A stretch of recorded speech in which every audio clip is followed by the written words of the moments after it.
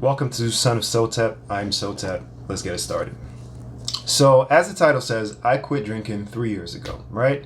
There's about 4 things, the main things I learned after 3 years of going dry, no alcohol. There's a lot of lessons, but I want to talk about these 4 in particular, right? So let's just get into it. Lesson 1. First thing I learned is it's possible to quit. That is, to me, the first thing. If you have a problem, admit that you have a problem, right? Or a bad habit or something you're doing that's against your health, right? Admit it. Don't BS yourself about it. But right under that, you have to be able to believe that it's possible for you to stop. You have to be able to see yourself as a person who no longer engages in that activity, right? Second thing, perspective is better than escapism. You have a problem in front of you, right? Or a stressor in front of you, or whatever it is, right? Odds are there's somebody else going through that same thing that's not even 20 miles away from you, or 100 people. Somebody somewhere else in the world is going through what you're going through right now, has gone through what you've gone through, and they've either learned to cope with it or overcome. And to do that, you got to have a good perspective, right? You have to understand that your problems are not uncommon, whatever they are. In this dimension of reality, it is probably an issue that many people simultaneously are sharing with you right at the very same moment that you're going through it. And it's better to work on that perspective than to practice escapism, because escapism is temporary. And when you come back, there's your problem right there waiting for you, waiting for that ass. You know what I'm saying? So it's better to work on your perspective and come to realize that your issue, not to demean your issue, is probably not as big as you imagine and that you can overcome it. Lesson 3, another big one. I've talked about this before. Quitting is better than moderation. This is where you got to be really honest with yourself. I'm not a moderate person. If there's something I like to do, I like to do it a lot, whatever it might be, right?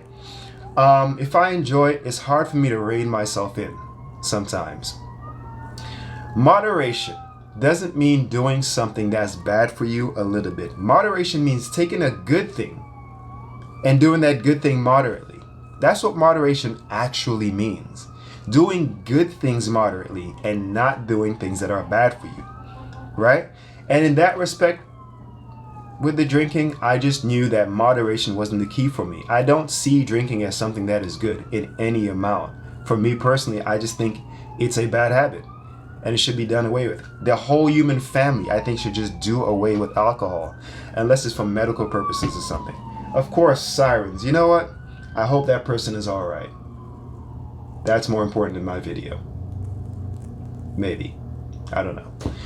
Anyways, so stopping, quitting is better than moderation. That's lesson 3 for me. I think a lot of people use moderation as an excuse to kind of hang on to things that they know they should let go of out of fear. Well, if I just do it a little bit, it's not that bad. You know what I mean? Yeah, it's that bad, and you need to stop. All right. The feeling of quitting alcohol for me, you know, it's like, I don't know. It's like I left a room that was full of lunatics, where I was one of the lunatics. And I've left the room, right?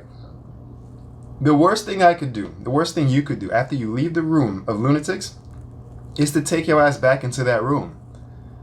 You know? Don't go back into the room full of lunatics, because you will become one again.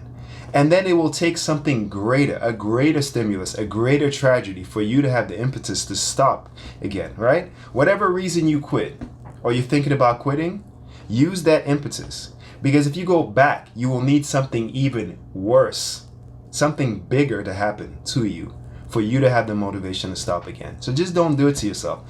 Don't go back into that room. I don't ever want to see what those lunatics are doing again. I don't want to know what's going on in the room. And you know what? There's only one way to get back in there, right? To willfully get back in there. The key to that room is a shot. And you know what? They miss me with that. I'm good. I don't need it. Some of the best ways to improve your life, improve your health, is not necessarily in starting a new habit. It's in quitting an old one.